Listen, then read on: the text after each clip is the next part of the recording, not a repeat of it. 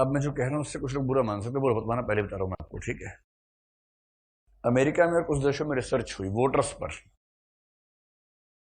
और रिसर्च एक बहुत रोचक बात पे हुई कि अलग अलग पार्टियों को मानने वालों का एवरेज आईक्यू लेवल क्या है।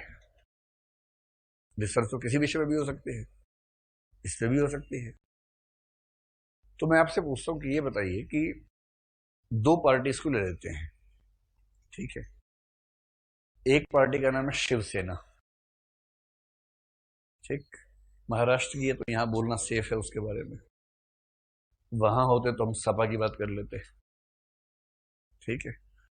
एक हो गई शिवसेना, और एक दूसरी पार्टी कांग्रेस ही मान लीजिए। कांग्रेस सबसे सेफ पार्टी है, उस पर कुछ भी आरोप लगाइए कोई बुरा नहीं मानता है उसमें।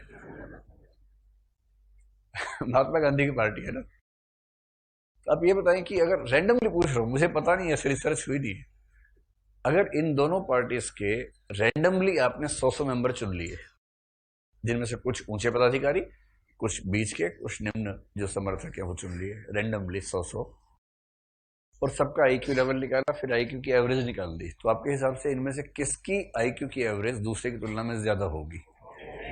कांग्रेस की ज्यादा होगी। आप सहमत है इस बात से? ये इसके लिए कुछ रॉकेट साइंस की जरूरत है? इसके लिए कोई जरूरत नहीं है। आपको शिवसेना पर अगाध विश्वास है, आपको पता है कि इनका आईक्यू नीचे ही होगा चाहे कुछ भी हो जाए। तो अमेरिका में रिसर्च हुई कि कंजर्वेटिव्स, कंजर्वेटिव होता ना वहां, नहीं डेमोक्रेट और रिपब्लिक होता ना, तो रिपब्लिकन्स वहां के कंजर्वेटिव्स हैं। तो वहां के डेमोक्रेट्स और रिपब्लिकन्स में, यानी अगर इंग्लैंड की भाषा में कहें तो लेबर पार्टी और कंजर्वेटिव्स में आईक्यू लेवल का क्या डिफरेंस है, तो पाया गया कि कंजर्वेटिव्स में अधिकांश मामलों में आईक्यू का लेवल ठीक ठाक नीचा है। वो डेसिबल का अंतर नहीं, ठीक ठाक नीचा लेवल है। और यही इंग्लैंड में देखेंगे तो कंजर्वेटिव्स का आईक्यू का लेवल जो लिबरल्स हैं या जो लेबर पार्टी है उसकी तुलना में प्रायः कम मिलता है। ऐसा होता है किसी एक समाज में एक खास तरह की विचारधारा को मानने वालों का आईक्यू लेवल भी एक खास किस्म का होगा। सरल सी बात है भाई, देखो, अगर आप चाहते हैं आपके पीछे भीड़ चले, अपना आईक्यू लेवल नीचे कर लीजिए। जितना आप जनता के जैसे होंगे उतनी आपके पीछे भीड़ रहेगी। जैसे एलपी यादव, लालू प्रसाद यादव, लालू प्रसाद जी का आईक्यू लेवल कम नहीं है, बड़ा समझदार आदमी है, लेकिन वो अपनी बातचीत इस लेवल पे करते हैं कि आम आदमी को एकदम लगे कि हमारे जैसा आदमी है। उन्हें इस बात से कोई मतलब नहीं होगा कि संसदीय गरिमा क्या होती है और मर्यादा क्या होती है, कुछ नहीं। किसी ने कि सड़कें अच्छी बनाई, तो बोले सड़कें बना देंगे हेमा मालिनी के गाल की तरह। ये ऑन रिकॉर्ड स्टेटमेंट है, ये स्टेटमेंट ऑन रिकॉर्ड दे रहे हैं। देश का एक बड़ा मंत्री ऐसी स्टेटमेंट ऑन रिकॉर्ड दे रहा था। अच्छा, इससे पढ़े लिखे लोग दिल्ली में परेशान थे कि यार ये शोभा नहीं देता है, विदेश में लोग सुनेंगे सोचेंगे भारत के लोग कैसे होते हैं। और जिनको संबोधित था वो उछल कूद मचा रहे हैं कि वाह वाह वाह वाह वाह, अब समझ में आया सड़क कैसी बनेगी। और उनको वही चाहिए। तो अगर आप चाहते हैं कि आपके पीछे भीड़ चले, झुंड चले, बारात चले, तो आपको अपनी बातचीत का स्तर थोड़ा सा नीचा करना होगा। थोड़ा सा नहीं, ठीक ठाक नीचा करना होगा। और यदि आप बहुत कायदे की बात करेंगे तो आपके पीछे बहुत कम लोग रहेंगे।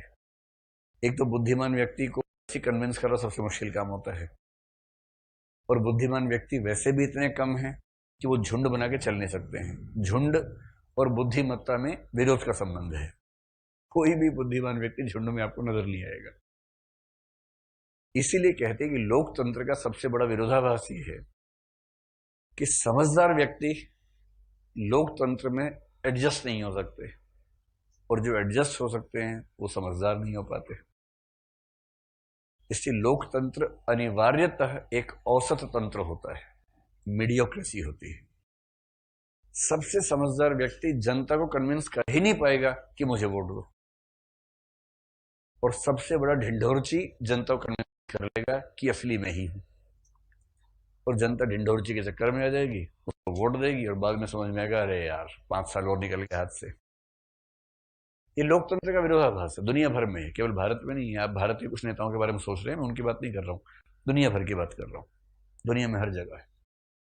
अमेरिका में देख लीजिए, कहीं और क्यों देखते हैं, कैसा पीस छांट के भेजा उन लोगों ने। तो इससे अमेरिका पर विश्वास कम हो जाता है, अमेरिकी जनता पर। हम सोचते हैं बड़े पढ़े लिखे समझदार लोग होते हैं, लेकिन देखिए